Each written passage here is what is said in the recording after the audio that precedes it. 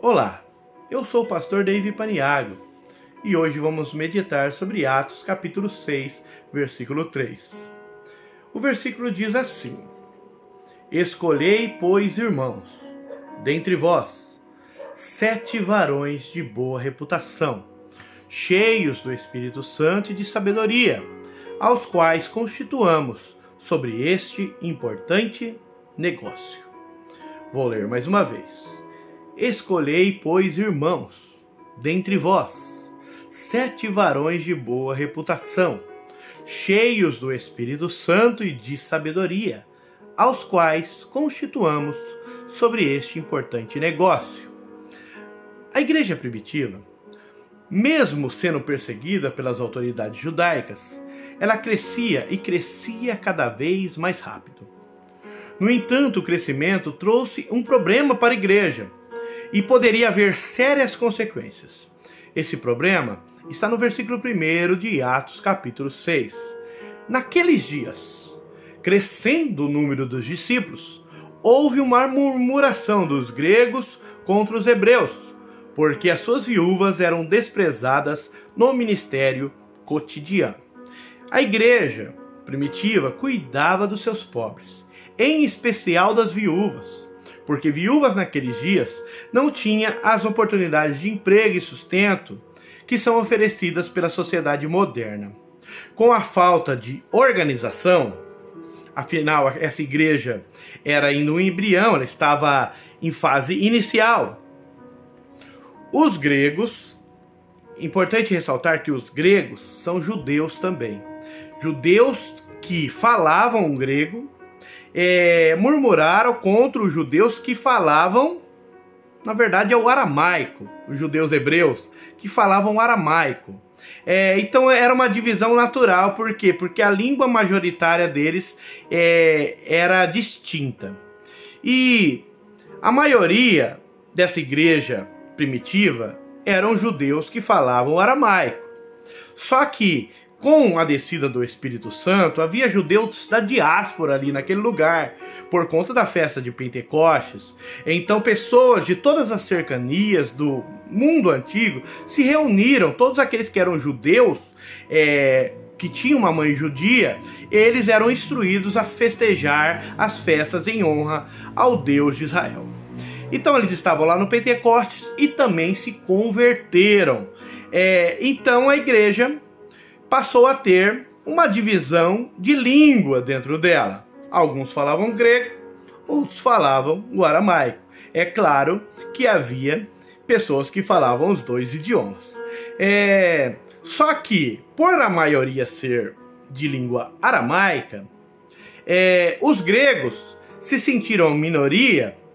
Eles começaram a murmurar a respeito da distribuição de fundos, distribuição dos alimentos. E eles acusaram os judeus que falavam aramaico de negligenciarem a distribuição da coleta para as suas viúvas. Isso era um problema sério.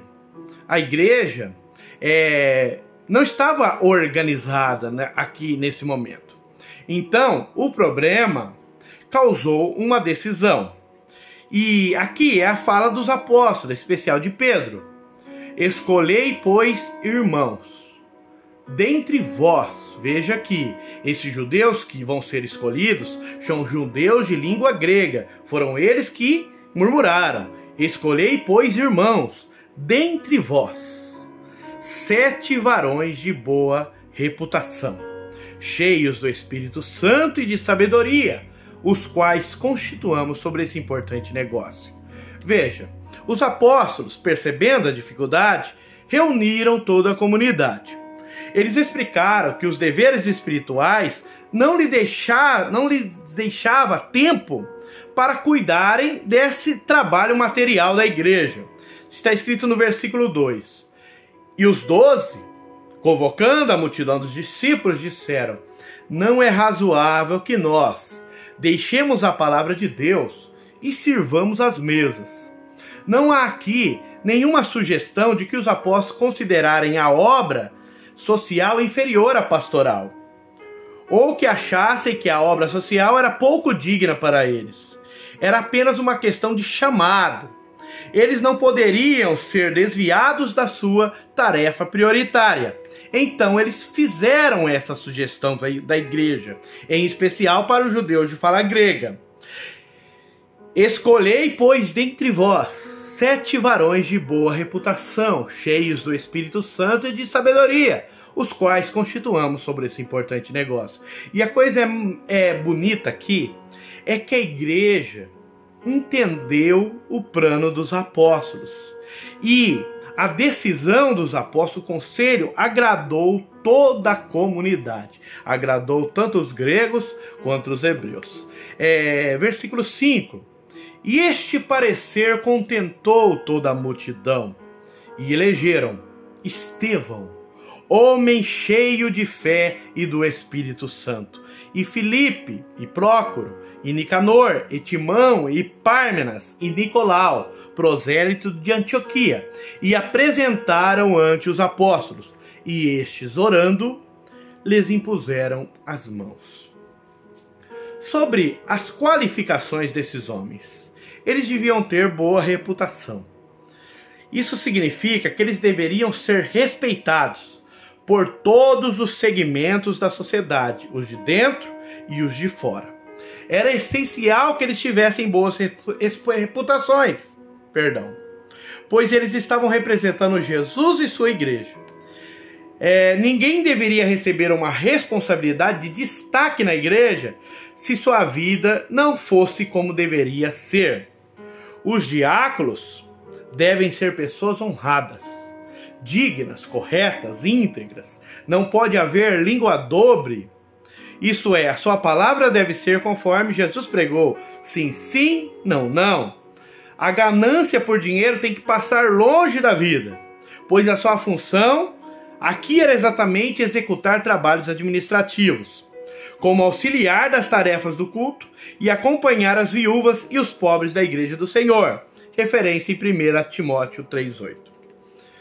Além de ter boa reputação, eles deveriam ser cheios do Espírito Santo.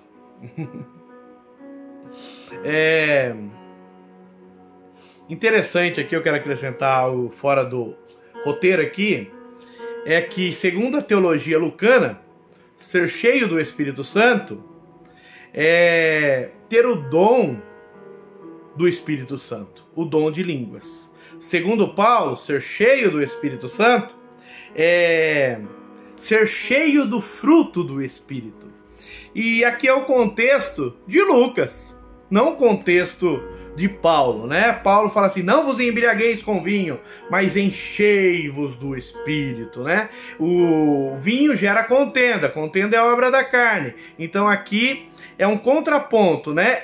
Ser cheio do Espírito Santo é possuir o fruto do Espírito Santo. Mas Lucas, na grande maioria das vezes, quando ele descreve, porque o texto de Atos é narrativo, ele fala que todos foram cheios do Espírito Santo. E você vai encontrar pelo menos em 3 vezes ali, junto com essa frase, e começaram a falar outras línguas, conforme o Espírito lhe concedia que falassem. Porque, segundo os pentecostais, ser cheio do Espírito Santo é ser batizado com o Espírito Santo e ser capacitado para a obra de Deus, tá?